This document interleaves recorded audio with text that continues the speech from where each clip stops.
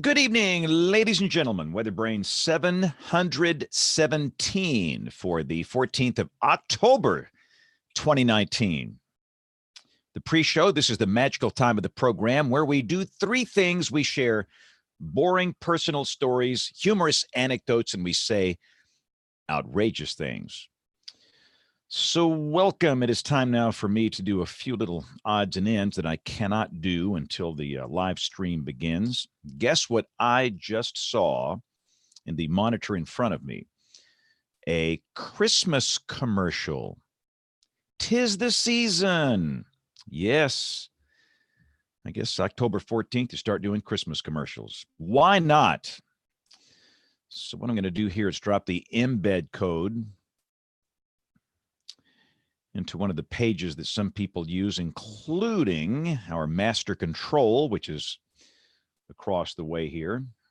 This show is simulcast on local television, and they take it off of this page, and they have to have the right code so the right show shows up, which is good. I think we got that finished now. And next we invite our guests. We'll see who's in and who's out this week on our Monday night regular show. We were going to do a show on Tuesday night. I think Bill Murray was going to be in Lancaster, Pennsylvania, the home of Dr. John Scala. And we were going to get those two guys on together, but apparently our guest tonight could not do a Tuesday night. So we are back on the regular schedule here. So let's invite some people. What do you say? And again, if you're watching this for the first time, if you want the real show content, move the slider over about 12 minutes, and that's when this sucker starts. But I will say, occasionally you'll find some diamonds in the rough here in the pre-show. So I know that Bill Murray is probably out. His son plays football on Monday nights, although it might be 50-cent beer night at Hooters. We all know that. And I think Kim is traveling. We'll see if she can make it back.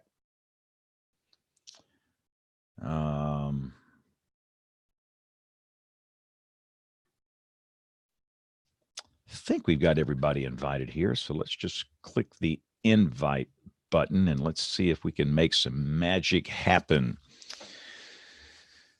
Yeah, Christmas. How about that? So this is what's on my channel, Dancing with the Stars. You know, I sometimes miss J.B. Elliott. He would always have some interesting things to say about that show. And let's see here. What have I not done? Guess I'll find out when it doesn't happen. How about that? Let me go check our show page real quick. And it sure looks like we are there, which is good. We got a new soundboard here. Let's see if I can share the desktop. Oh, I can't do it.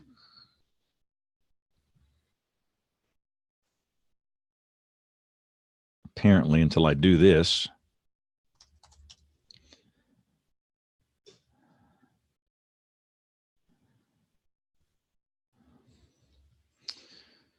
Yeah, I don't think you guys can see the desktop here. Hang on. Maybe just seeing the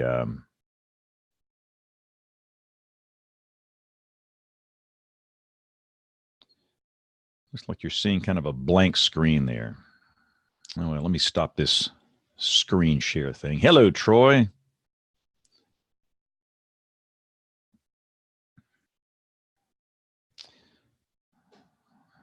Uh-oh, and I'm not hearing. Yeah. I hear you now. I hear you now. I was slow hitting the mic button there. How are you, sir? I'm good. Yeah, I just tried to do I upgraded the operating system. I always try and wait. I've actually had this newer version playing with it since June, and I decided it was safe. But I'm using a new soundboard tonight. What's funny, the old and with this new operating system, all of the apps have to be 64-bit. It will not run a 32-bit app anymore. So, okay. My old soundboard was an old 32-bit app. And apparently the company that wrote the code went out of business. I didn't even know that. They've been out of business for 2 years. So I found a new soundboard, something called Farrago, Farrago. Speaking Greek to me. Yeah, but it seems to work, and it's 64-bit, and I've got the buzzers and the bulletins and the everything else on it. I'm not sure that it doesn't sound even a little clearer than usual. So. Yeah, it's much more functional and easy to operate. Good. So I think we're good here. Play some the central James pressure, Spann the main energy part of this storm is just explosive. So maybe it's just me and you. I know that Kim is traveling. Bill Murray is out. I think Dr. John is out. Yeah, I didn't see many emails this week. And usually I see some, and I didn't see much at all. Aubrey should be here. Okay. Some of us that have to work, like Aubrey. Yeah. She should be here, and sometimes Kevin makes it. And I've yet to figure out Kevin's deal, because some Monday nights he does his 9 o'clock Fox newscast, and some Monday nights he doesn't. So who does the weather when he's on the show? I don't have like a big staff of 80 people here that can do weather. I mean, it's like we have like one at a time working here. So maybe he's got a bunch of people there. So the Longhorns lost to the Sooners. Yeah, and they needed to. It was the, not a pretty game by the Longhorns. So, of course, the Aggies even worse. Aggies lost to the Tide. Yep. I think our Mississippi State Bulldogs have solidified their position at the bottom of the Southeastern Conference. So I'm not sure that A&M is somewhere close. I don't know how you lose to Tennessee. I mean, Tennessee lost to East Aboga Culinary Arts Institute to open the season. Community college, yeah. And I mean, in Knoxville, and I'm thinking, wow, that's a strange situation up there. But it's that's why you play the game. You never know. You never know. True. We figure LSU is going to score 42 points on Mississippi State in the first quarter Saturday. So we'll see. LSU looks unbeatable to me. They look pretty phenomenal. I agree with you. Of course, the problem is you have to have an interpreter for the coach. When Coach O gets on there, that's Coach O, and I'm WeatherBrains. I love it. It's like, there you go. I've never seen Coach O and Bluto in the same room. The Popeye cartoon series. Yeah. I think they might be one and the same. Yeah. So do we need to? Do you know the guests? Let me see if I can dig up some info. I really don't. But I have everything that I need to be able to introduce Jeff. So we're in good shape there. And if it ends up just being you and me, my advice for us, if you want to, is just for you to wrap at 9:55 when you have to leave. Yeah, right. But so is anyone else with us tonight? I mean, any other guest or anything? Not to my knowledge, but it's Jeff Halverson. Yeah. Professor of geography. I've never had the chance to meet Jeff. So no, he's in the University of Maryland. Yeah, really interesting bio, CV. And I do see his email here. So let me see if I can make this thing fly. I found it on one of Bill Murray's emails. And at umbc.edu. Yep. All right. So we've invited him. And if not, me and you can just get cranky. Hey, We've always got something to say. Yeah, but I don't know. I don't know that I feel real cranky tonight. I'm just I don't know. I was cranky, but I'm not now. I went to the there's a gym right across the street from the TV station. So I went to the 6:30 CrossFit session they have down there. So I'm energized. You know that crap will kill you. You know that. and I rarely do CrossFit. When I typically go down there, I do this cardio thing, which is better for people my age, called Move. But at 6:30 they do CrossFit. So I was down there what is CrossFit? Weights. Help me out with that. It's a lot of weights along with some cardio. What I do is more cardio and very little weights. But like tonight, we were doing, power lifts and squats and all this kind of stuff, which is not what I typically do down there. Yeah. But I'm glad I'm learning it. But the thing I do, I'm doing box jumps, burpees, wall balls, sprints, sled pushes. I have no idea what the hell you're talking about. I didn't either. But 3 years ago, I felt bad. I mean, I was bloated. Oh, really? It late at night, I couldn't do this anymore. I mean, after 9 o'clock, my mouth was moving, my brain was shut down, and something had to happen for me to sustain this schedule. So that somebody recommended you really ought to try this workout thing and work on your diet. So I did, and it's really helped. I go typically 3 days a week, and if for somebody my age, it's brutal, but it's after about you spin down after 30 minutes, you feel energized. I feel great right now. I mean, it's just I am ready to go. Welcome to Jeff, by the way. Well, I'm here. Hi, how you doing? Jeff Troy Kimmel here. We're listening to James Spann talk about how he'll outlive all of us, I think, by going to the gym across the street. I think he already has. I think James, I think again, that stuff will kill you. If I'm ever going to run, it'll be with someone on my tail. And I will say, I don't understand the running thing. I don't get it. Yeah. I mean, it's just, some people do that all day. It's just their thing, and that's great. But I don't. Yeah. I mean, and we have to run a lot in this class, but I do it because I have to. I mean, I just don't. Yeah. I guess if you plug the headphones in and you get lost in some podcast or some music you're listening to, it's okay. But it's just, I'm not much of a runner. Yeah. But let me tell you what, the best thing they do down there, they have this thing where you grab sledgehammers and you beat tires with them. You beat these massive tires with sledgehammers. It's absolute therapy. I was going to say that. Now we could get closer to what might work for Troy after. It just, after something bad happens, just, some idiotic stuff at the TV station, whenever, you just go down there and get that sledgehammer, and it's just freeing. You just set yourself free. So. Well, does the TV station, is that part of your part of the employee benefits? They have a membership, or you pay for your membership? They do have a discount for employees. Oh, good. They offer a nice little discount, so which is very nice. But it's a typical gym deal. You go in there whenever you want to, but I'm not disciplined enough to do it by myself. Some people are. Yeah, I'm not. I need somebody in there with me. But we're hitting 30 after the hour, so we're going to hit the TV audience here in 3 seconds. So let's go for it. Do that. And hello, it's 30 minutes after the hour. Welcome to our television viewers. This is WeatherBrains, our pre-show. We are on episode number 717. We're about to start this thing, and I think there's just going to be 3 of us, just the 3 of us tonight. Wow. But I tell you what, I've never had the chance, Jeff, to meet you, Troy Kimmel here, but I'm really intrigued by some of the things you've been involved in. So we got a lot of stuff to talk about tonight. I miss Dr. John already. Yeah. Yeah. I don't know. John said he had to some kind of, work. I don't know if he's doing for forensic work, or if it's 50-cent beer night at Hooters. We don't know. Who knows? He's out tonight. So, but anyway, let's get this thing started. Jeff, thanks for your time. Sure. We appreciate it. Sure.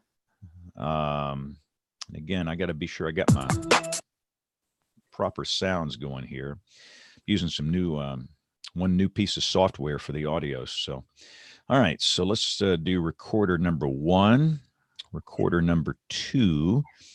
And here we go in 5, 4, 3, 2, 1. Hey, this is WeatherBrains episode number 717.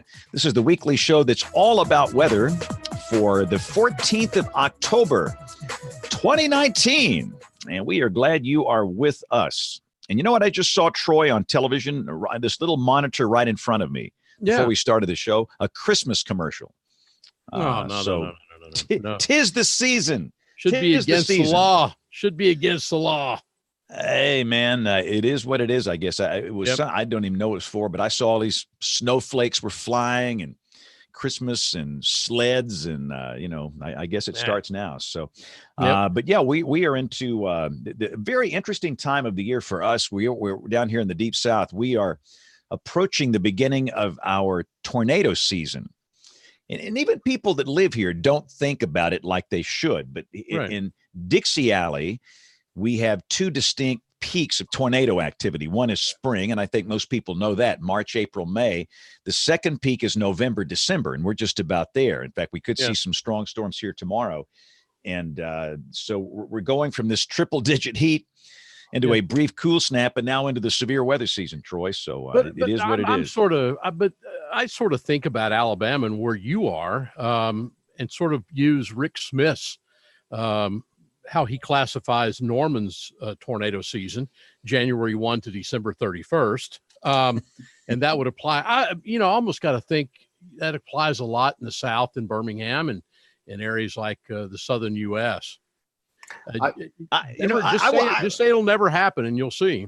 So I will say this: what's interesting, if you look at the data going back to 1950, the number of tornadoes here in Dixie Alley, it's almost identical in December, January, and February. And let me tell you what, really from the 1st of November through the end of May, that's a core time. And I think we're going to have to rethink this 2-season thing and just kind of make it a 6-month season. So, well, I tell my students when I talk about Dixie Alley, I say that you guys are never really truly off down there, maybe for a few months, but your season is insidious because you kind of slide into it. You don't have that really steep peak like the Great Plains, who just shoots up and shoots down for 2 or 3 months every year, and that you have such a diffuse season, and it makes it hard for people to prepare, to get in the mindset, to train, for schools to drill, for the Weather Service to raise awareness. 6-7 months of the year you're on down there, and that's very, very difficult. Yeah, it is. And again, I think we have to rethink what we say. And I'm guilty of this. I say we have 2 distinct seasons here, spring and late fall. But looking at the numbers for January and February, I don't know. We've had some nasty tornadoes. But Troy, bring in our guest here. Let's do a formal introduction for Jeff. We have, and Jeff has already gotten involved in this, but Dr. Jeff Halverson from University of Maryland, Baltimore County, in the Department of Geography there, professor. Jeff has got a lot of neat stuff, James, in his CV. He is he's written a lot. He's a guest, a guest writer for WeatherWise magazine, which, folks, if you're out there and you're not a subscriber to WeatherWise magazine, you really need to be if you're watching WeatherBrains. You do a highlight column, right, Jeff? Basically, yeah, so I really haven't been a guest writer. I've been a formal columnist with them for about 12 years now, and I've written over 200 columns for that magazine, and I've written about a dozen feature articles, and I'm also an editor on that magazine as well. That magazine goes back 100 years. It is one of very, very, very steeped in history of that magazine.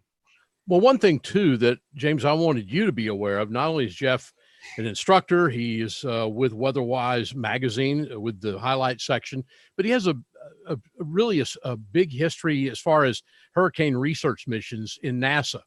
And I know, Jeff, in looking at your kind of your bio and so forth, a lot of stuff involving tropical cyclones, of course, hurricane intensity changes, the transition of Atlantic hurricanes as well, and also the precipitation potential for a lot of those. So this is really interesting. I got a note from Bill from earlier today, including there was a NASA, I think a 2010 mission where you actually that you were involved in as well, and just a lot of neat stuff. I know you've actually sensed, if you will, some direct measurements in a mature hurricane as high as about 70,000 feet, right? 70,000 feet. That's right. Yeah. Yeah. Never been done before. Yeah. You take, a really special aircraft to get up that high. And you literally are 20,000 feet above the top of a hurricane, which is phenomenal, right? Yeah, it's just, to me, amazing, your work, and a lot of the work you've done with NASA and so forth, and you've also traveled a lot to that part of the world, right? The tropics. Oh yeah, and to learn a little about, there's nothing like being there and kind of studying these systems and how they intensify and how they develop. Yeah, it all kind of started when I was a postdoc at NASA Goddard, right, which is here in Greenbelt. Now, Dr. John was there as well. So he and I both got our PhDs at UVA under the same advisor, Mike Garstang. And then we both went to NASA to work with Joanne Simpson. Now, Joanne Simpson was Bob Simpson's wife. And so these are the Simpsons, the Saffir-Simpson. Wow. Yep. So we were part of her. We were her last postdocs when we were at NASA. She was in her 70s when I came up there, and she was still going strong. She was sharp as a tack, and she had a lot of physical ailments at the time. But we would take all these satellite images and model images and spread them out on the floor of her office and say, okay, there's a hypothesis chain here somewhere about how such and such storm intensified or didn't intensify. What can we say about the story of this storm? And the first time I met her when I was a grad student in 1994, I was flying on the NASA DC-8. And we were flying inside a tropical cyclone named Oliver off of Townsville, Australia.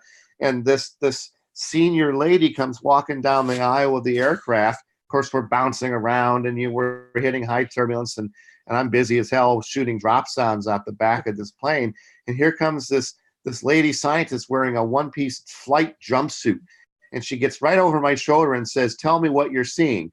And, we were getting the you-know-what kicked out of us up there and all that turbulence. And I was sweating bullets because I was just a grad student trying to prove myself. And here's Dr. Joanne Simpson standing over my shoulder, right? So that was the start of our relationship. And it went for years at Goddard, as I was her last postdoc, and it was just what an honor that is to be. And so much I've learned from her.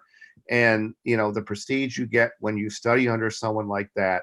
And so I've had an amazing, amazing early part of my career. It couldn't have gone any better than what it did, being under her influence and being at Goddard, right? Along with Dr. John. Yeah. And you've done a lot of stuff. I know you've been part of several hurricane specials, Discovery Channel and also Nova, right? Yeah.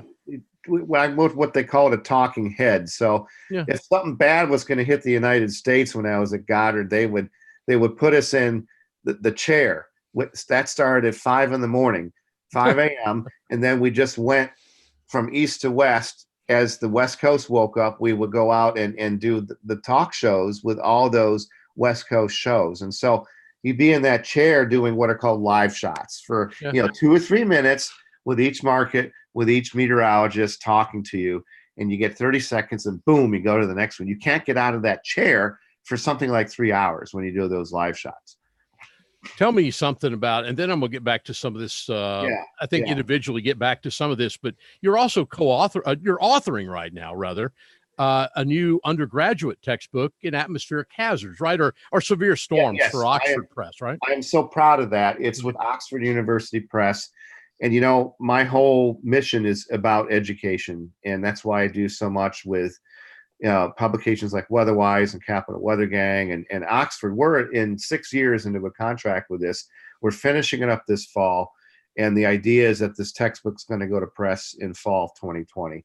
And we're going to do some marketing behind that. But, there are not many textbooks out there for non-science students who want to get engaged in what I call the sexier side.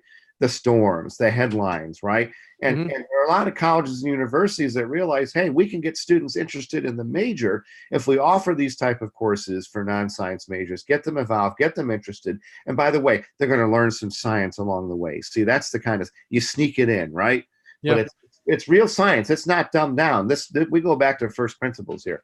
Is it Jeff is it more on severe convection, or does it have to do with just more atmospheric hazards? No, it's severe storms Okay. in general. And, for instance, an entire chapter on derechos, and that's never been done in an introductory textbook. Right. Yeah. Multiple chapters on hurricanes and hurricane hazards, a chapter on nor'easters, right? The big storms, the big cyclonic storms that affect so many millions of people, the East Coast, Pacific Northwest, the Great Plains, finally are going to get entire chapters devoted to them. Most severe storm books, you pick them up, and everyone wants to know about tornadoes, right? That's the big thing. But there's a lot more than just tornadoes out there. And there's not, I teach an atmospheric hazards class for non-majors here at the University of Texas. And there's really not that much out there. There's severe and hazardous weather, which is the one textbook, but that's Robert's textbook. Yeah, right. Yeah. And there's just not that much out there. So I'm excited to see what you've come up with. And the amazing thing is I've had the pleasure of working with an amazing cartographer, graphic artist for years. His name is Tom Ravenhorse. So I'm on it. He's on it. It's Halverson and Ravenhorse. It's how it's going to go out.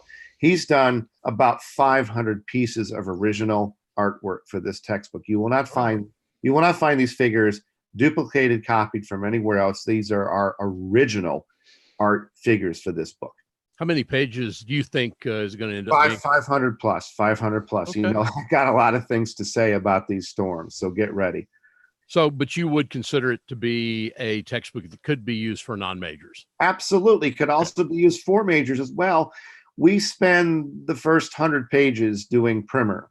We set up the basic meteorology in the first few chapters. And so for the non-majors, they're going to get Newton's laws. They're going to get first and second laws of thermodynamics. They're going to get geostrophic balance. We don't dumb anything down here.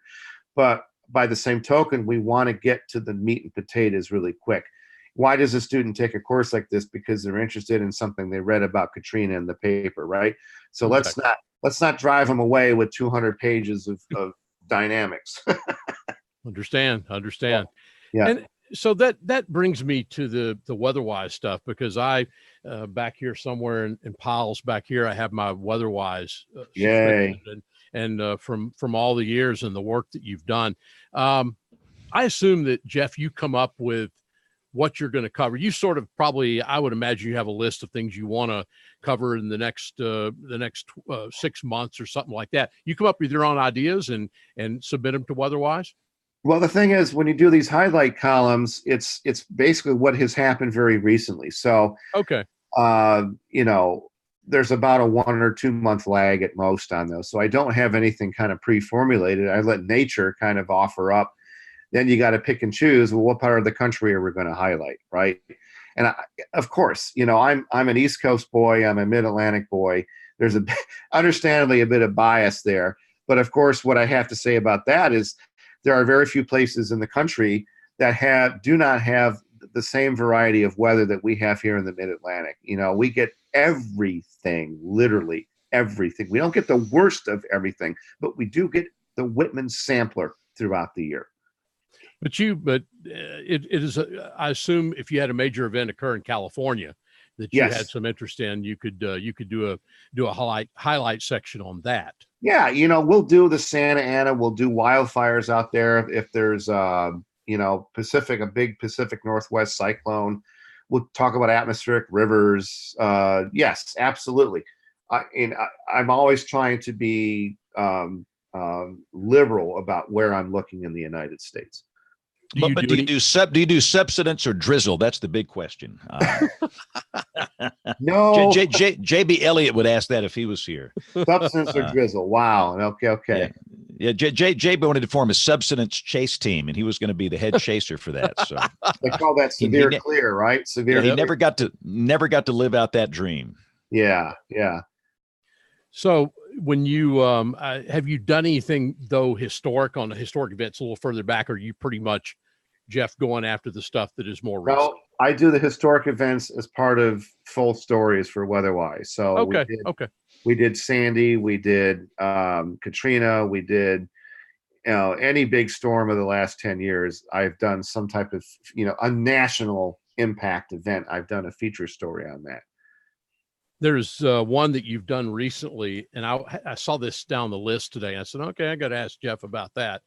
What about flu in the weather? We're talking about this year being really bad with the flu across the United. That's We're all right. going to die, I did a James. column on that. Yeah. And so tell me a little about what you discussed there, given that we're all apparently going to die of the flu this fall. But Well, I'm not an epidemiologist. Yeah. I'm not a doctor of medicine. I actually used to be a paramedic. I was a paramedic for many years. When I was down in Virginia getting my PhD, I was running on rescue squad down there. And then I continued up here as a postdoc, in Maryland. So I am familiar with disease processes and public health to some extent. This whole notion of influenza is very, very, I think the studies will show weather is a very important factor in how this spreads. And why do we get sick every winter with the flu? Exactly. Right? And so, I don't think we have complete answers on it, but I think there are several theories, one of which is the extreme dryness of the air. And that does a couple of things. Remember, we were talking about flu viruses. Viruses are basically the smallest things that can infect you, right? Super, super, super, super tiny. And so when you breathe in dry air through your mouth and nose all summer long, all winter long, then the mucus in your respiratory tract gets thick and these viruses find a happy home, right? It's harder to expel that thick mucus, and that's due to dry air. Also, the theory is when someone coughs, and all these, let's assume they're infectious, they cough and trillions of flu particles are spewed out in these micro droplets. Well, the dry air causes the larger droplets to evaporate, and so they hang around in the air longer as small droplets. They are suspended in the microturbulence of the air because they've been rendered smaller by the evaporation. They're more likely to linger in the air. When you walk in the room 5 minutes after someone has coughed, perhaps the chance of them getting infected goes up. There's also this theory about the low UV values in the winter. We're all exposed to less sunlight. UV is important for immune system health. So you see where I'm going with this, right?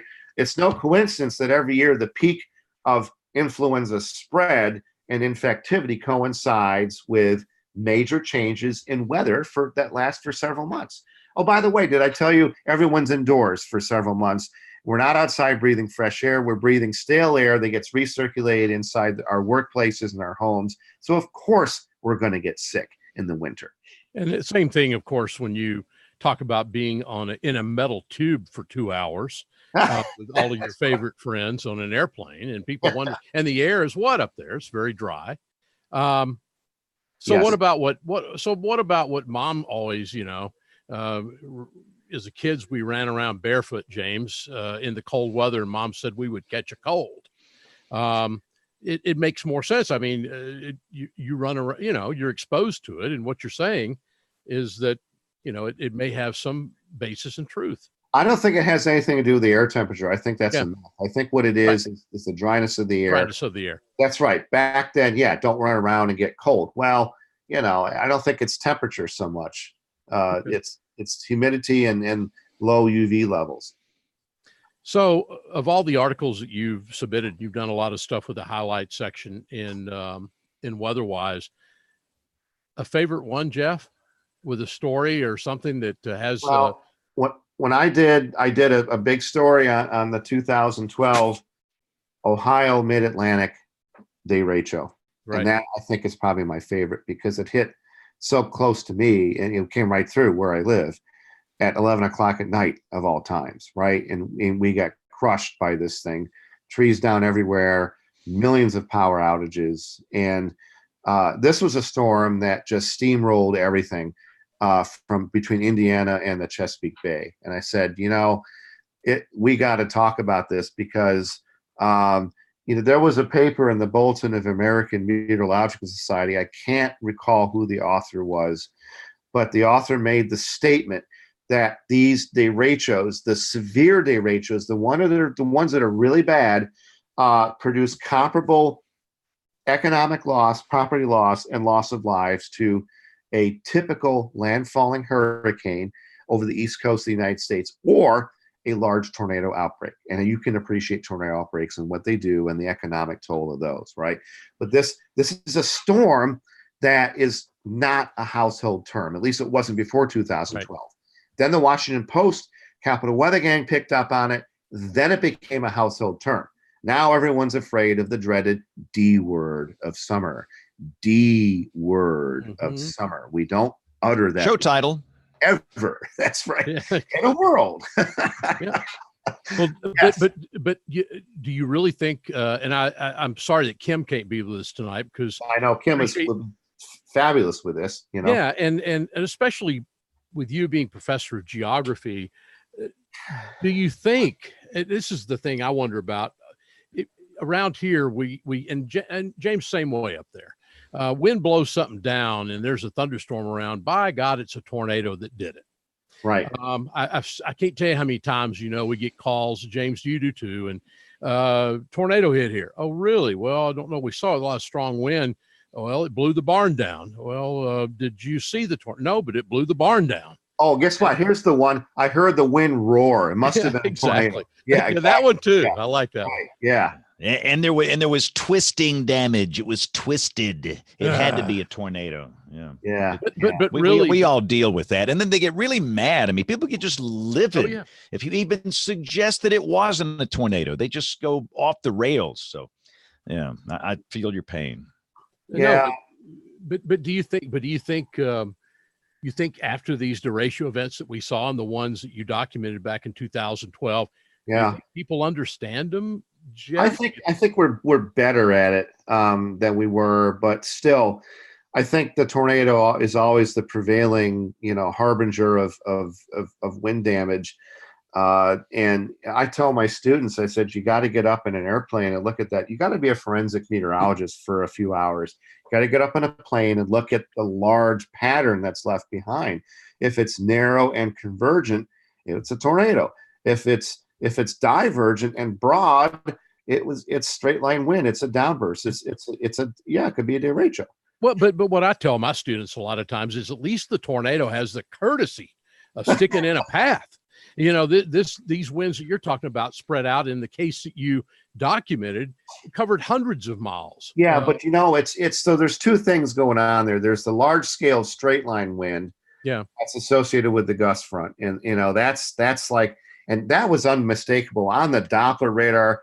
Man, we call that the wall of wind because it was unbelievable to look at that on Doppler, the phase shift as it moved across DC and Baltimore. But within that outflow are the pockets, as you know, that we call the microbursts and the downbursts. And these are the super intense, down to the neighborhood block type of events. They last for a couple minutes. Those are where you get the winds that are going up to 80, 90, 100 miles an hour.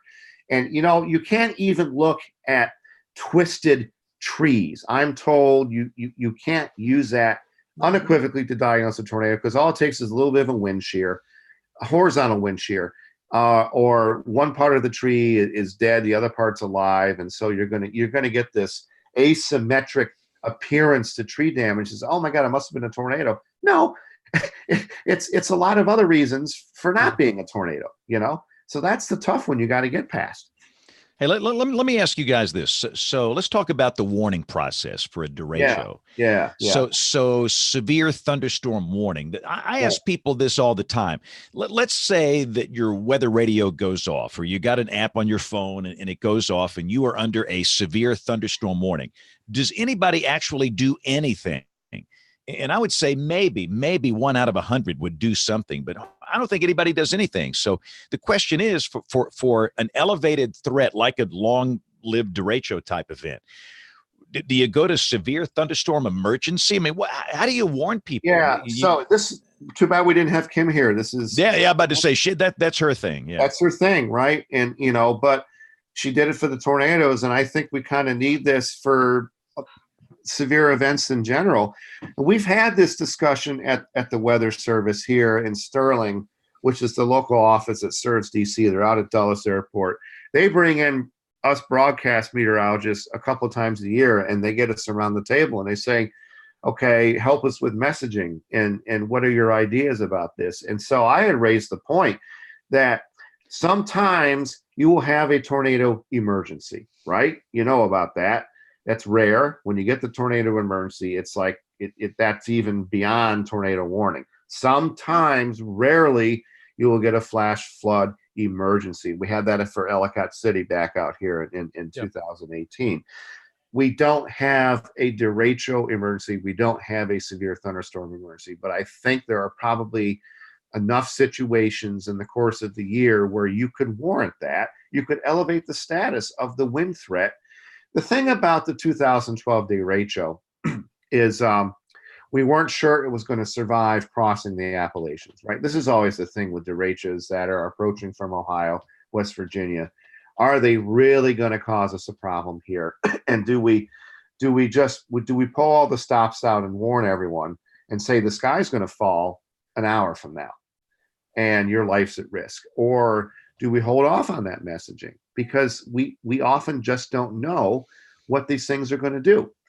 In 2012, some of the high-res forecast models, the WRF ARW, showed the thing surviving and doing very well on the eastern side of the Appalachians as late as 10, 11, 12 at night.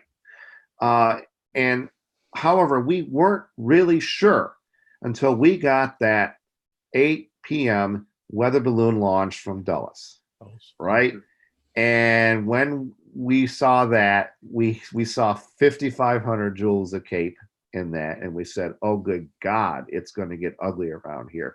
You better get the message out now because you got about 2 hours, right? But the problem is 10 o'clock at night, a lot of people are going to bed, right? Like you guys down there in Dixie Alley, when do your nasty ones hit? Sometimes after midnight. Middle of the night. Yep. There you go. Okay, everyone's in bed. Their radios are off. Their cell phones are muted, whatever, right? How you get the messaging out to people. But Jeff, let me ask you this. You're also getting that message out, if that's the main threat, through a severe thunderstorm warning, right? Right, but the point we're talking about, should we elevate that? Yeah. Should it be an emergency? But I guess playing devil's advocate for a second, at what point are our severe thunderstorm warnings, flash flood warnings, and the tornado warnings become like our winter weather products? Yeah. We have 1,800 different products when, I hate to say it, and I have a lot of friends in the Weather Service, we tried to thin out the SVRs a few years back by going from 3/4 inch hail up to 1 inch. Right. In the criteria. And I think perhaps SVRs are now being, I'm wondering if we're being overwarned on SVRs. We are, well, we at Capital Weather Gang wonder about that all the time because we're like, why the hell did they warn for this? Come on, this is crazy, right?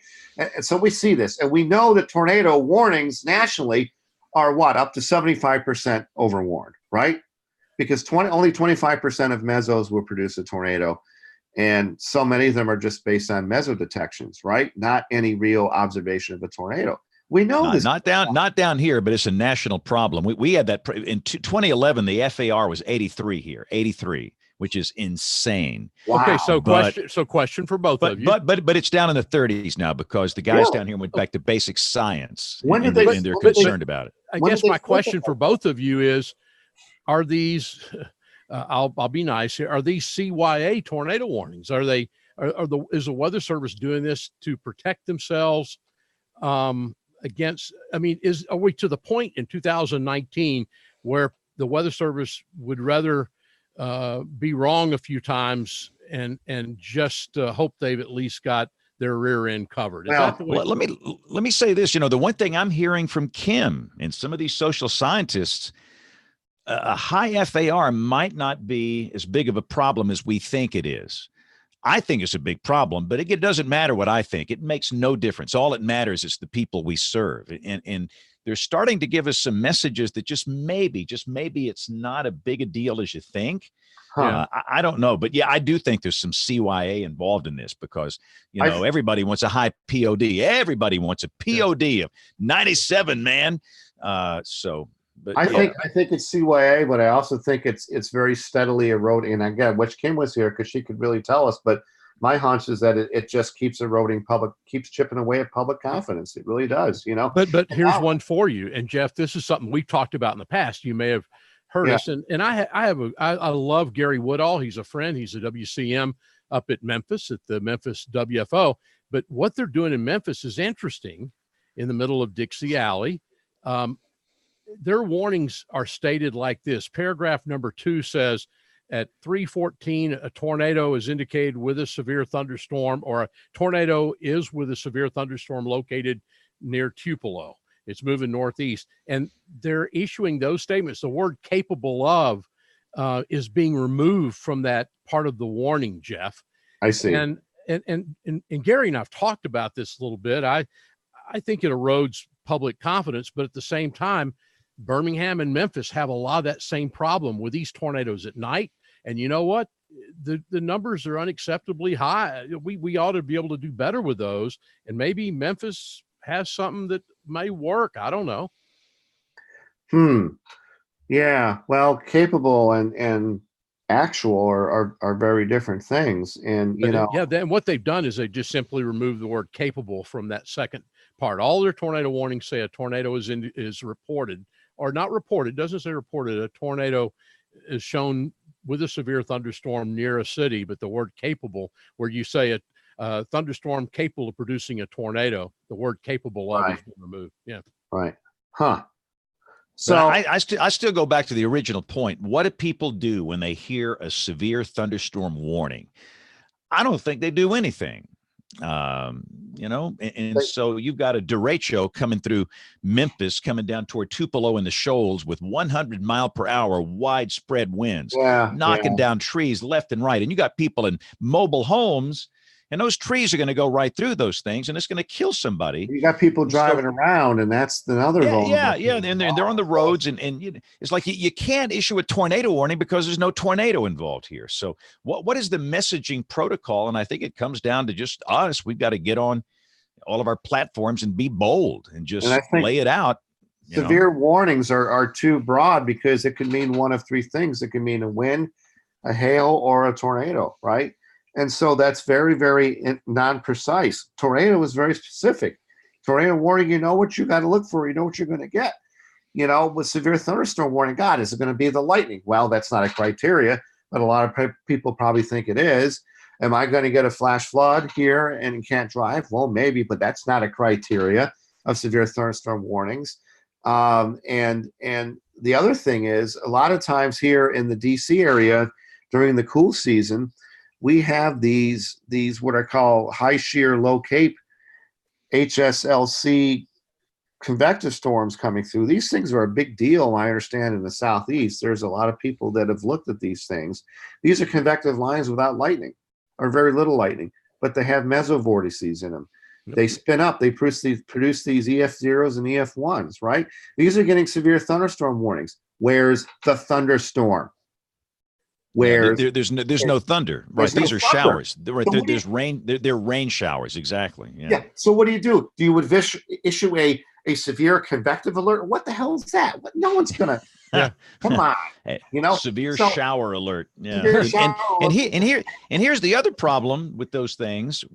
We're not that. It's like we don't want to admit our limitations. I don't think we're good enough to issue a tornado warning for an EF0 tornado that's down for 90 seconds. And the warning's in effect, 30 minutes, and everybody goes on television and cutting off programming. And it's like playing whack-a-mole. I mean, we have to focus on these big ones that are killing people, and the little ones are important, but we're talking Kim stuff here, and she's not even on the show. The little ones don't kill people, they just don't. It's proven. Right. On occasion, you might get a tree that will go down through a mobile home or something that results in some fatalities. But generally speaking, you're right. They don't. And to me, the best thing to do in our case is just to blanket that QLCS with a big severe thunderstorm warning and clearly message the fact that this thing could produce a small, brief, short-lived tornado as it passes through, and just be aware of that. And you might want to go to a safe place. But again, I think it goes back to us. We have to be better at messaging. But let me throw this out to Jeff here while we're talking about warnings. And I didn't mean to go down a rat hole here, Troy. This is fine. We've got a mobile home issue here in the Deep South. Yes. A large part of the population away from municipalities, they live in manufactured housing. And and in many cases, it's going to take them 40 minutes to go from their home to the nearest safe place or shelter or business or truck stop that's open 24/7. It's going to take them 30 or 40 minutes to go from their home to a safe place. And the average lead time here is 12 to 15 minutes. Right. And so it just seems to me we need to come up with some type of intermediate product between the watch. And it's not reasonable for anybody to sit in one of these community shelters for 6 hours. No, it's not. Those things are nasty. Do you think do people do that? Do they really hole up there? Is that part of the strategy? No.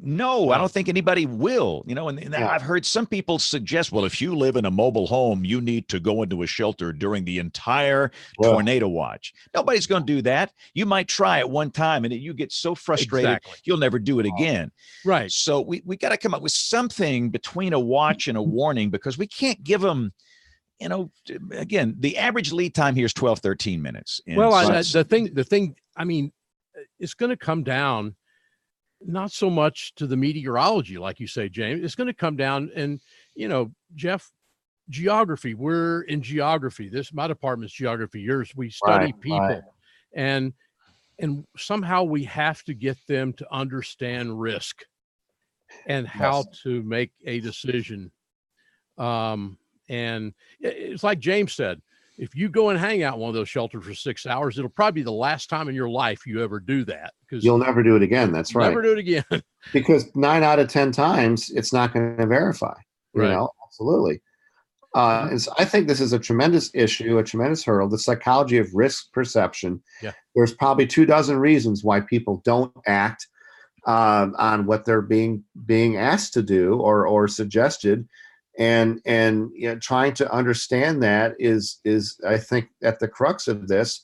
And I think the intermediate product is interesting, but I think we have to do better with the short-term models to give us that reliable intermediate guidance. In other words, you've got a tornado watch goes up, and maybe for the first 2 or 3 hours of that watch, it's severe clear.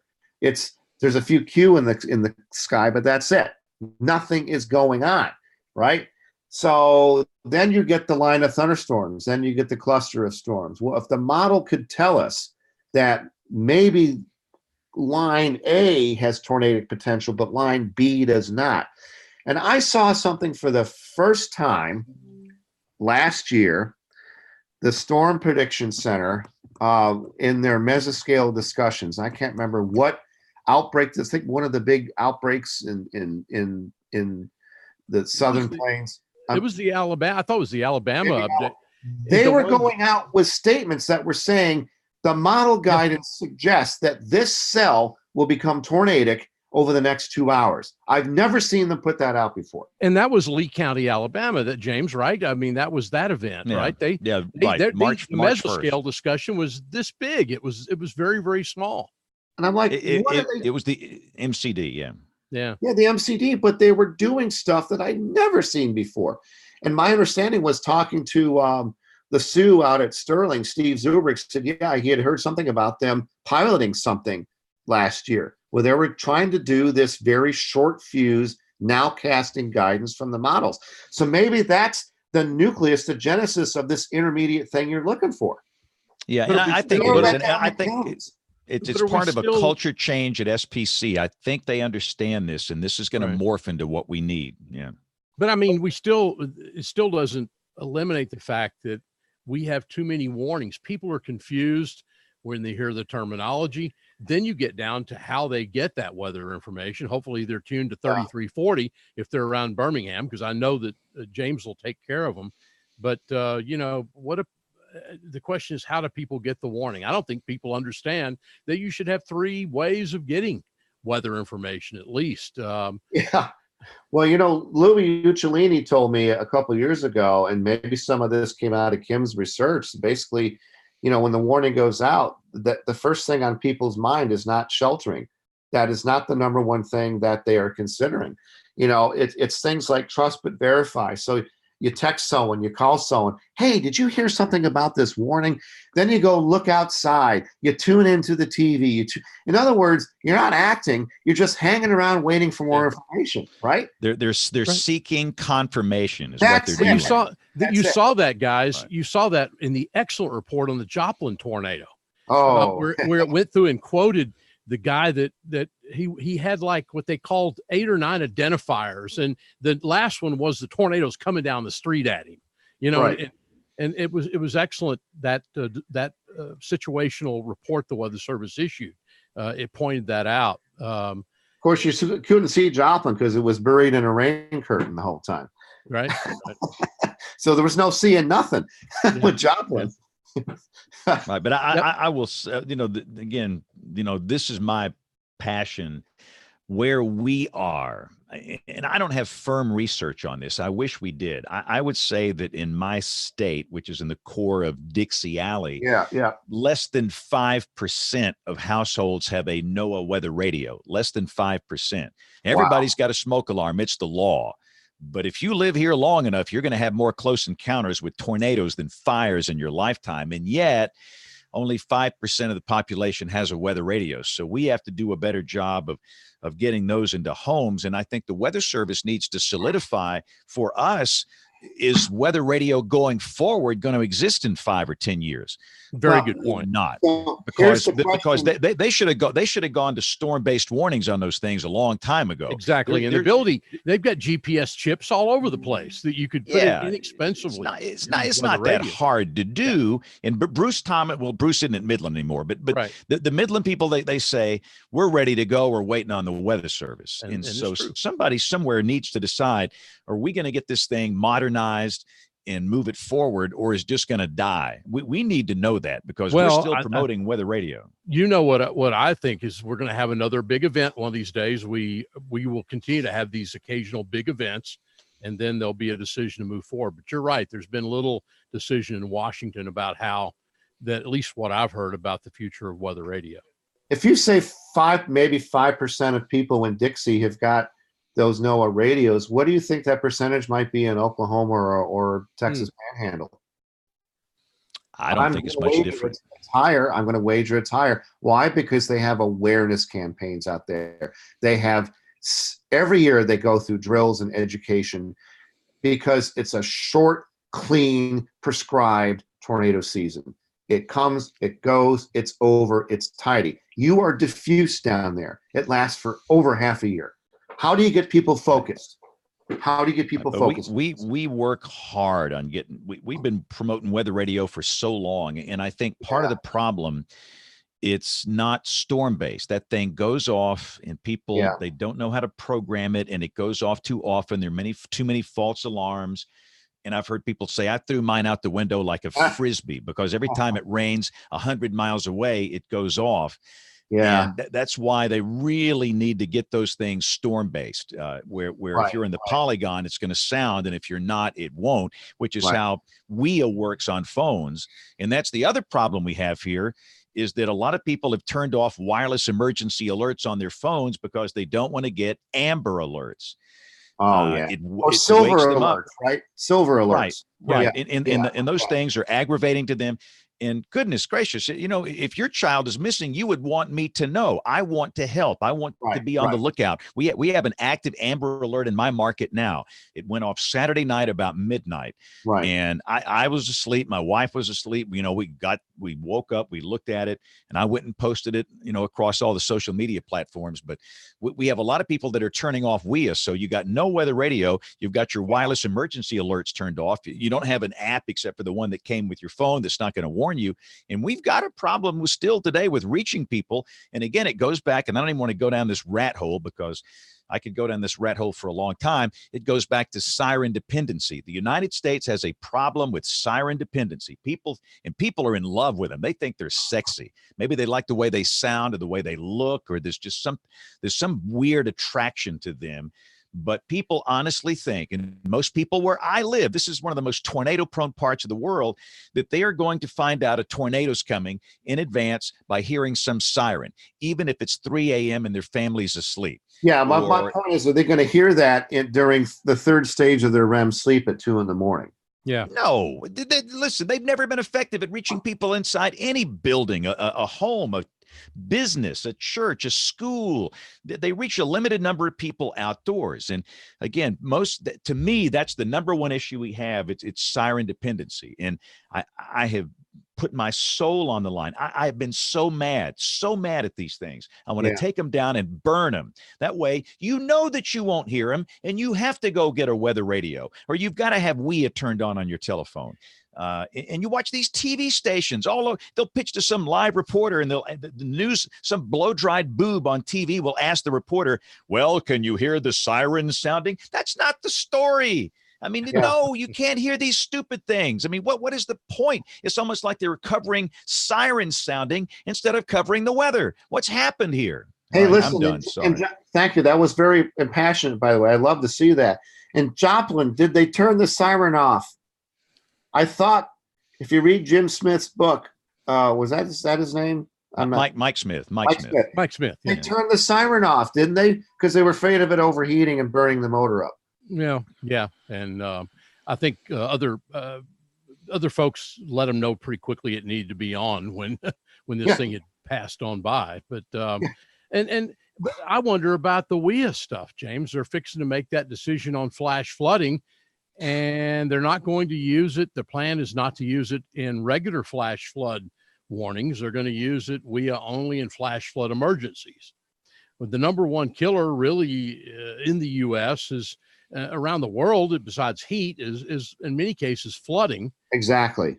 And that gives me some heartburn. We had a weather service a session here in town, like Jeff was mentioning, a training session a couple of weeks ago, and this actually came up, and I could see some discomfort in some of the weather service people that flash flood warnings are not going to get a WEA alert. Now, flash flood emergency will.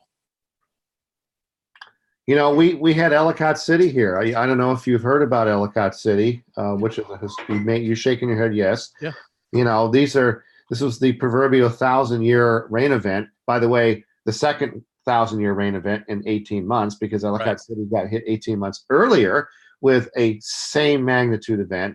Anyway, so the Weather Service here in Sterling actually issued a flash flood emergency and how often does that ever happen, right? You know, the threshold's pretty high for that.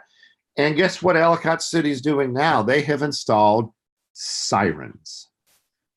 And they're going to depend on those sirens to get people's attention. When they're sitting up in the restaurants and the boutiques and they're drinking their second glass of wine and it's dark and it rains, I figure the only way they're going to get them aware is to sound sirens. I think we need to check Jeff on James. He may have had stroked out on us here. I have to go duct tape my head because my head just exploded. Goodness gracious. Yeah, so we'll see. And what's going to happen when the siren sounds? First it's going to take about 5 minutes to get a response because people are going to start talking to each other and looking for additional sources of information. Then the next thing they're going to do is they're going to try to run out to their car, wherever their car is. Oh boy, the car might be parked a few blocks away. And we know that in Ellicott City, that city starts flooding within minutes of these convective rains. And that's going to be someone's death sentence when they try to go find their car, because those cars are going to start floating down Main Street. I got to wonder, James, when siren cases too, if you went and talked to people in 911 centers, what their response to sirens would be, because it seemed like it would overwhelm people. We're going to do what? A lot of, there are a lot of videos that we have of storm events and people cussing out people. Can you shut the sirens down or this sort of thing? I got to wonder what emergency 911 centers have to say about the use of sirens in their community. Well, I don't know. And you still got municipalities and governments that sound the sirens every time a dog pees in a bush. It can rain and they sound a siren. There's a significant weather alert. A lot of weather service offices have these, SAWs that go under a severe thunderstorm warning, and they're just sounding all the stinking time. It's like a car alarm. Nobody even pays attention to these things where they can hear them. And it's just, no, it's warning fatigue, siren fatigue. I don't know what you want to call it, but it's. Yeah. But there's some people that love the way they sound. Man, I love it when those things sound. Man, I just can't wait for them to go off. That's how I always get my tornado warnings. And we had a 16-year-old girl killed here, January 23rd, 2012, the year after the generational event in 2011. It was 4 a.m., a suburb of Birmingham. And the grieving parents later that day said they never heard the siren. They honestly thought they were going to hear a siren, which is the siren mentality, 4 a.m. That mentality killed their 16-year-old daughter. And I am not throwing them under the bus. They are on our side. They want to tell the story. They are our biggest advocates of this siren mentality problem that we have in the country. And again, there are days I just throw up my hands. It's like I preached and preached and preached and talk, and nobody's going to listen to this thing. But there's some that do. But anyway, there's only so much we can do. Hey, I want to change the subject, Jeff, real quick. We like to do this for all of our guests. What got you into this? I mean, what's the deal? Why weather? Probably when I was about 4 years old. You just get fascinated by stuff that's bigger than life, like lightning and thunder and wind and snow and who knows, but that's when I kind of started. My grandfather was a pilot in World War II, and I was living with him at the time, and he would tell me all these stories about how weather threatened his takeoffs and his landings and his missions. He introduced me to a term called cumulonimbus. Now, what grandfather tells that to their 4-year-old kid, right? So I was hooked for life when I was starting to get this stuff from him. So I really kind of thank him because he kind of piqued my scientific curiosity about this. Was there any event that really the big snowstorms catalyst? Upstate New York, where I was, Binghamton area, growing up as a little kid, because a big snowstorm will get you out of school, right? And so I used to start paying attention, a day or two before, because I wanted to get my hopes up. So I wanted to kind of be able to discriminate among is it worth getting my hopes up on this one or not? So I'd start to learn some things about these events, right? So it was really the big snowstorms that got me. And I'm not talking lake effect. I'm just talking about big nor'easters, So I like to ask smart guys like you about where we're going to be in 20 years from now. The state of the weather enterprise, the private sector and the public sector. Where is all this going for young people that want to get into this? Yeah, well, I think there's always going to still be the need for people doing science. And so if people want to get that master's, get that PhD, I don't see that going away. So I think that's important. I think, however, that if you're going to go into operational meteorology forecast, then, be really, really understanding computer science, data analysis, data analytics, because, we're being hit by a fire hose of data right now, and you have to know how the models work. So here's the thing. I think we have shifted all forecasters these days live and die by the models, right? And if the models screw up, they blame their screwed up forecast really fast on the models, right? Not because this is experience can get me off the hook. Well, the model did this, and the models weren't agreeing, and so forth. And so you have to understand these black boxes we call models, and you have to get very familiar with what their biases are and their strengths and their weaknesses. And I think that's probably, more so than ever 10, 15, 20 years from now, is really being a good practitioner of models. You may not even have to understand a synoptic chart anymore, right? But you have to be good at knowing what goes into those models and what comes out of those models, right? But Jeff, are we too reliant? I assume you would say no based on what you just said, but are we over reliant on the models sometimes? Yes, I agree 100%. We are over reliant. And I think we're just too quick to pass off a bad forecast as, the models don't agree, but trying to at least understand where those models are coming from, I think is going to be really important. And I'd like to see more of that get into the curriculum, because if you get your bachelor's in meteorology, you're getting your full courses in dynamics and thermodynamics and mesoscale and remote sensing and all this stuff, synoptic. Well, what about 2 or 3 or 4 or 5 courses on NWP and where that's going? Because now you've got mesoscale models, now you've got convective scale models, now you've got synoptic models, right? You've got hurricane models. And so you could devote a semester to each one of those now, right? And I think you need to. I would say forget dynamics too. Get an extra course on NWP under your belt, you know? What about the job situation within, first off, the National Weather Service? Do you think they're going to go more toward automation, just taking model output statistics and generating products? Will it cut back on the number of people working as practitioners? Already cutbacks in practitioners. And, I know folks at the Weather Prediction Center, WPC, some of those units have had some pretty significant staffing cutbacks, and they're all doing double shifts and that sort of thing. And yeah, I think over-reliance on automation, over-reliance on satellite products, NexRad, everything. You have to have people that understand the science, and you've got to have those. When the models do screw up, you've got to have people that can salvage a bad forecast and say, wait a minute, I have to think back to my training. This doesn't make any sense.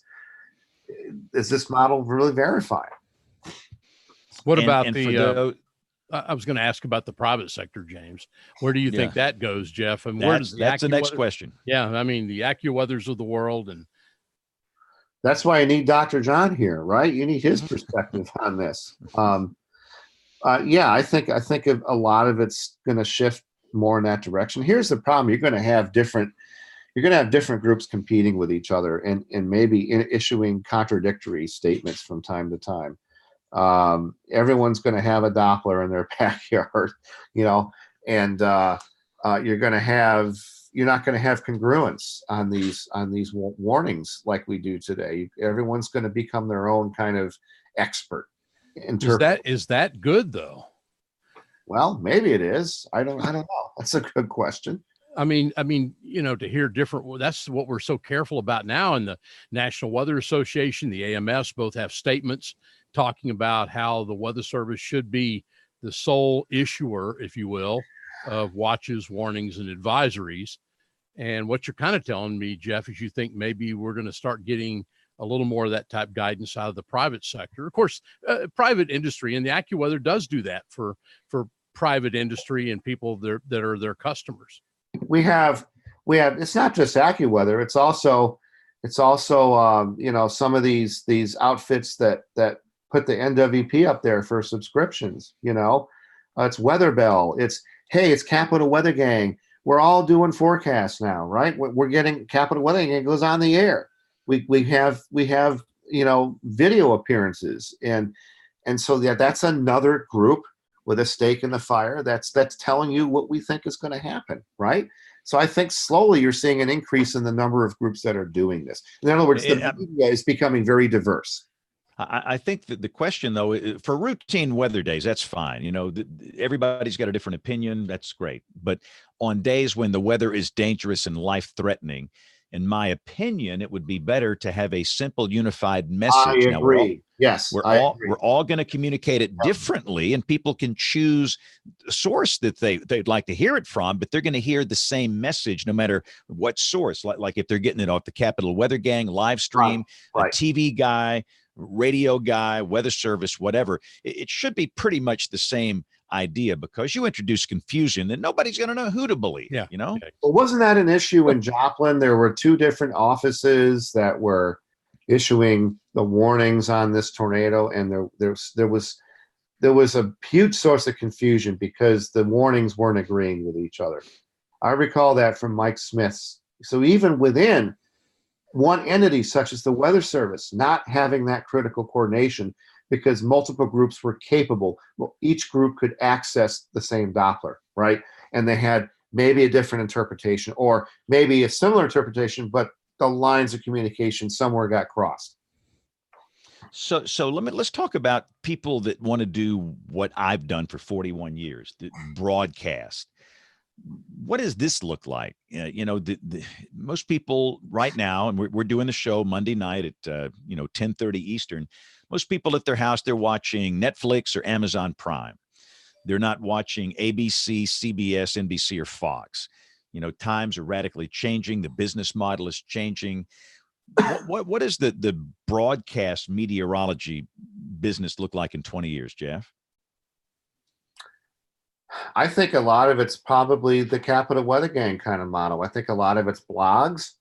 I think it's digital access. I think it's groups of experts that get together and they have access to this media, this social media. See, here's the problem with social media. I think it's a great thing because you can get crowdsourcing like never before. But by the same token, with social media, now we have a problem with all this erroneous medium-term forecast guidance going out. You get all these groups. Someone sees a control run on the ECMWF that's like 8 days out, and they say, "Oh, look at this. Here's 3 or 4 feet," and they slap that up because they know they're going to get 1 million likes or 1 million clicks on their Facebook page, right? Everyone's going to be talking about it because they're the first one to show it. That's what I'm worried about. I'm worried about a lot of people who aren't experts, who don't know how to interpret, but they all have access to this stuff. And they're all going to be their own expert. That's what I am worried about. And now what we have to do is get out ahead of them and put the fire out and say, no, no, no, no, no. No sane meteorologist would ever post, a 10-day forecast of a 4-foot snowstorm anywhere. I don't care what model it is, right? But that dilutes the effort. That takes precious time and energy away from what we're trying to do, which is trying to do credible stuff. And we're seeing more and more of that. It's damage control now with this damn social media. But that's Pandora's box. That's already out though, Jeff. What can we do? There's some kid in the 10th grade sitting around in his underwear in the basement putting out a weather forecast on the social media, and I'm not that one's way outside Pandora's box at this point, I guess. Well, but that kid becomes an effective communicator because then all his friends know and all their parents know, and soon before you know it, you've got this domino effect going to the community, right? But what if it's bad information? Well, sure. It often is bad information. It's 10-day crap that they're picking up on, right? Yeah. So I tell you what, guys, we got to stop here for just a second. I got to get to the astronomy report. We're going to come back here. Okay. If you got time to stay with us, Jeff, we're going to do we're going to do a weather roundup about what's going on across the country. We're going to do picks of the week. All right. This involves a weather pick, so just hang on. We'll be right back as WeatherBrains rolls along. Mm-hmm. We interrupt this program for a CBS Radio Net Alert Bulletin. Psst. Hey, kid. Who, me? Take a look at this. Whoa.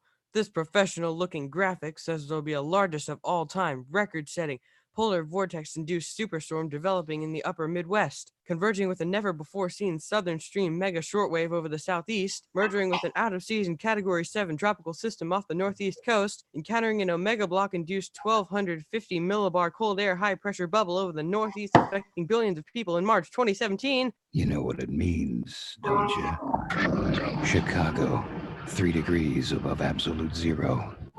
120,000 foot-top thunderstorms from New Orleans to Atlanta. And the antenna on the top of the new Freedom Tower in New York will be the only thing sticking out of the snow.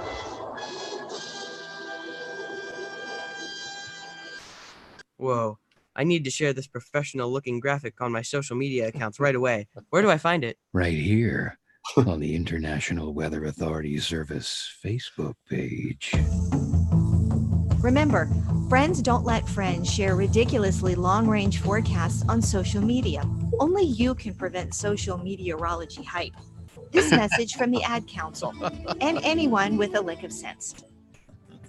That's the Looking beyond the atmosphere. Here's Tony Rice with your astronomy outlook. Last week, skies over Japan turned a deep purple ahead of the arrival of Typhoon Hagibis. Now, purple skies like these are often seen as a harbinger of violent weather, and there's some science to support that. And while that crayon drawing on your fridge might suggest otherwise, sunlight is actually white, or more specifically, a combination of all colors in the visible spectrum. This includes longer wavelengths of red light all the way down to the shorter wavelengths of blue and even down to the shortest, violet. As you know, the sky usually appears blue to us because shorter wavelengths of light are scattered by the atmosphere. But did you know those Carolina blue skies are really, brace yourself, more of an LSU purple? It's just that our puny human eyes can't see it. ACC versus SEC analogs aside, atmospheric conditions around the time of storms like Hagibis, or even Hurricane Dorian back in September, or Michael all the way back to 2018, intensify that scattering of light in the short wavelengths, particularly violet light, sufficiently for our eyes to see it. Our eyes are made up of a network of more than 100 million rods, sensitive to low light, but not really to color, and cones, which contain pigments enabling the absorption of long wavelengths in red, medium, green, and short wavelengths of blue light. Our brains combine all of this together to create vision. Those cones are mostly clustered near the center of the eye, with about 20 times more rods surrounding them. This is why astronomers use a technique called averted viewing at their telescopes. You look a bit off to the side to direct any faint light from distant objects to those more sensitive rods. And those blue cones, they're pretty wimpy. Not only are they the least sensitive of the three, their peak sensitivity is right about 420 nanometers, or blue light. That sensitivity really falls off towards violet, around 400 nanometers, making it harder for us to see purple. All that extra moisture in the atmosphere, such as before and after major storms, amplifies that scattering, and it produces enough violet light for our eyes to finally detect it. But moisture content is just one component of the overall sky color. The sun angle is also very important, and that's why skies appear just a bit bluer in the autumn. That's because sunlight hits those gases and particulates at a sharper angle. The amount of atmosphere between you and the sun also impacts the color of the sky. That's why there's something to the old adage, red sky at night, sailor's delight. Red sky in morning, sailor heed warning. That's your Astronomy Outlook. Follow me at RTP Hokie for more spacey stuff like this. When the weather ball is red, warmer weather is ahead. When the weather ball is white, colder weather is in sight. When the weather ball is green, no change in the weather is foreseen. When colors blink by night or day, precipitation's on the way. Doing the show on the 14th of October. Troy, is it still 129 degrees in Austin? Absolutely not. It's cooled down a whole lot. We were 89 today. That's still, by the way, about 5 to 10 degrees above seasonal averages for around this part of the world. Changes coming up as we go the next couple of days. Got a cold front due about the midnight hour or a little later than that tomorrow night. I think it's interesting, James, that SPC has parts of northeast Texas, Dallas-Fort Worth area to south of Fort Smith, sort of a swath in there in a marginal risk tomorrow. And then there's a marginal risk that runs from around Natchez, Mississippi, east across the southern part of Alabama, and even into southwest Georgia and northwest Florida. So I would go back to where we started this show tonight and tell Mother Nature that the tornado season is only in the spring. And you say that, in Mother Nature, I think will show you. We expect a high tomorrow, 92 in Austin. 68 will be the high Wednesday with some lingering rain, so it's going to be a pretty good cool off. We warm back up by the weekend, another strong front in here by, I think, Sunday night or Monday. Our big thing here is the drought. We need some rain. And I think what Jeff has talked about, how important geography is in meteorology. Folks, this ground is so dry right now. This is why we we get a little sun and we hit the upper 80s to around 90. We've got a good soaking rain and get this soil, and that is what's needed to break the back of this summer heat around here. And we hope to get that over the next week or so. Yeah, we're Jeff, what you got going on up there? Yeah, in the mid-Atlantic, Northeast, we're 6 weeks into a flash drought. This new word everyone's banning about flash drought. We could talk more about that, but yeah, soil moisture is the critical thing here. We think this cold front that may do something funky down there and Dixie is probably going to trigger cyclogenesis off of Delmarva around Wednesday or so, and get a good cyclone going. This is the first strong cyclone we may see of the coming cool season, they're really going to impact the Northeast. I think the Northeast is going to get a fair amount of rain, really strong wind. It's not going to bomb, but it's going to be a fairly aggressive low. Question is, how much are we going to get here in DC? Well, the models are all over the place. Everywhere from like 0.1 to 0.2 to like 1.2, 1.5, who knows? Well, we're 3 days out for the event and we're not seeing any kind of congruence on the rain. So, we like to say maybe this will be a soaking rain, but maybe it won't be, So, it's up in the air. I think maybe the Northeast stands a better chance of getting a soaking rain than we do in the Mid-Atlantic. Well, what about, Jeff? What about this this non-tropical low the last couple of days? What a beautiful signature satellite imagery and everything Alyssa. else. Yeah. What a beautiful name too, right? For a storm, Alyssa, right? Right. I was talking to my colleagues in the Ocean Prediction Center, and this is one of these systems where how do you classify it? And I know they had coordination calls with Hurricane Center on this because it started off as kind of an extra tropical, but then it took on a subtropical flavor and actually became a named subtropical storm. Listen, and it's only been a few years that we've been naming subtropical cyclones, right? And I guess this thing had a burst of convection that got it going. The warm core got going in it, and it got itself a name. Pretty cool stuff. It's a hybrid. It's gray. How do you classify stuff like this? Exactly. Hybrid howler. Yeah. There is a show title. Melissa's a great name. Remember the song Sweet Melissa by the Allman Brothers? I'm probably the only guy old enough to remember that. My band, we've played that song a lot. Wow. It's a wonderful song. I love it. It's a great song. Just a great song.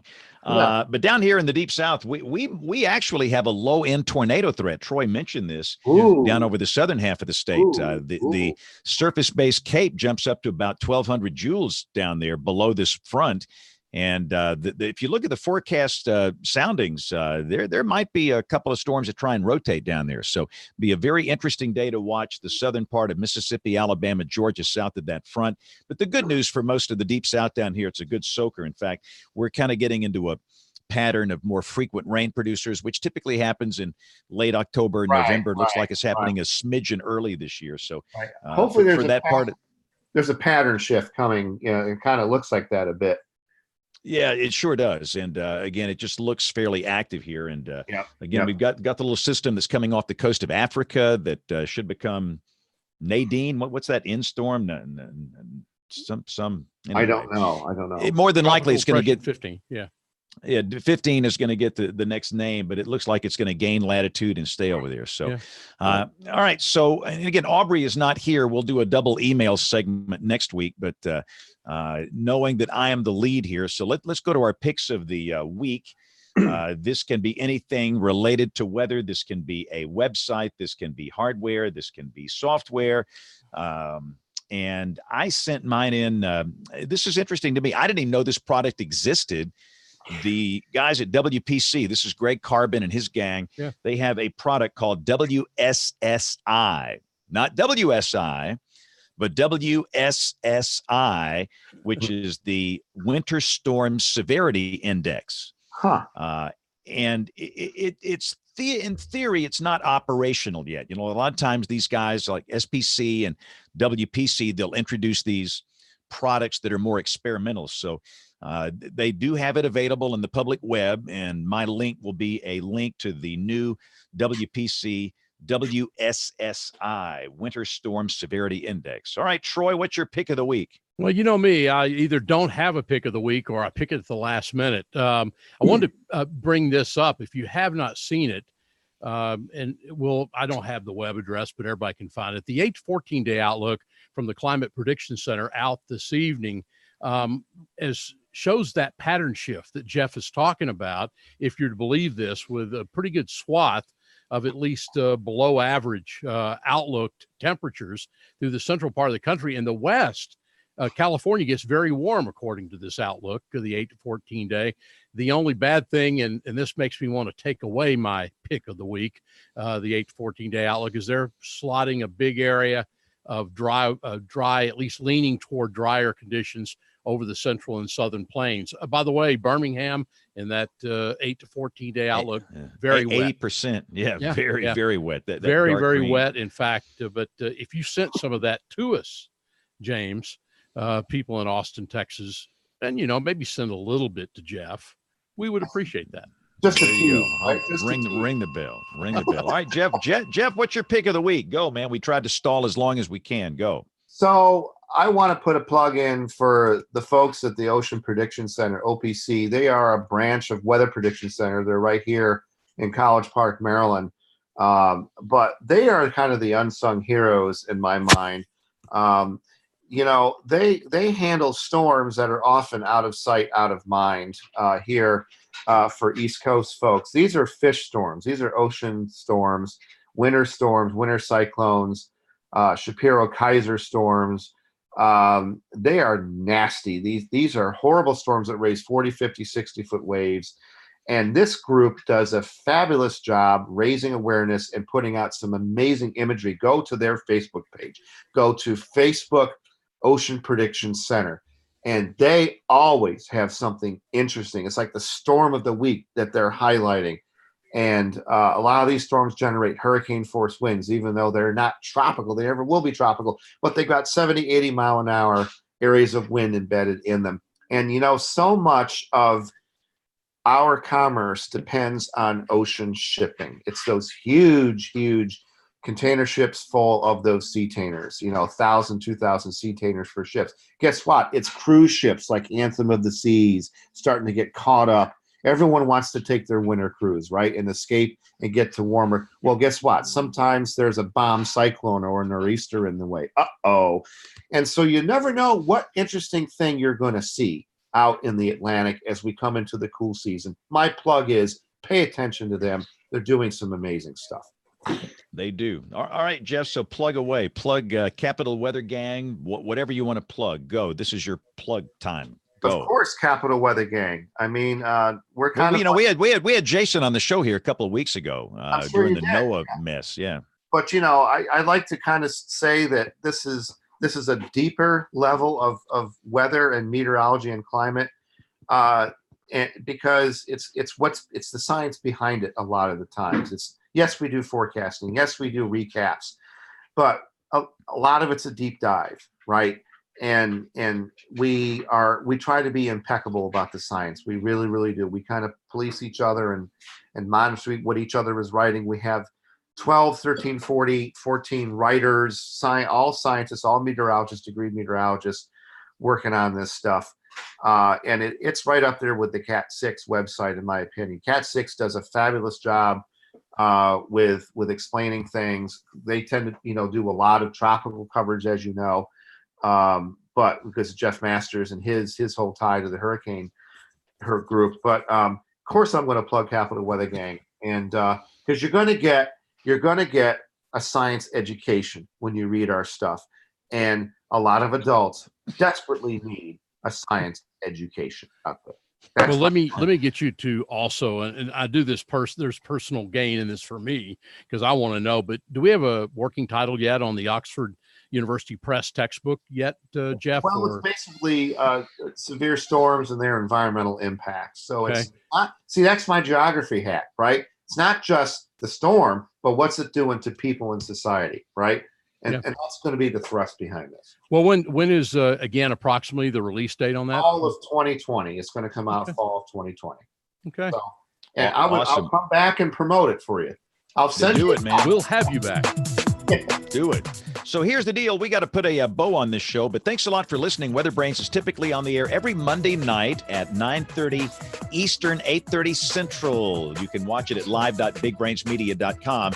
The email address for us, it is email@weatherbrains.com. We all get that. Aubrey does an email segment most Mondays. She's off this week. But our social media accounts, all the show notes on the website, weatherbrains.com. So thanks a lot for giving us 90 minutes of your time. On behalf of the entire WeatherBrains crew, I'm James Spann. Thanks for listening. Have a great week and God bless. I got to go do some tea-wee. Jeff, thanks. Appreciate all the time. Hey, Jeff, thank you. You hear the beagle barking in the background? Yeah. What time? Yeah. He just started. He knew when the show was over. He knew when we were Yes. off. He's like, now it's time for my treats. An obedient Awesome. dog. This is good. That's right. That's Thanks, everybody. Y'all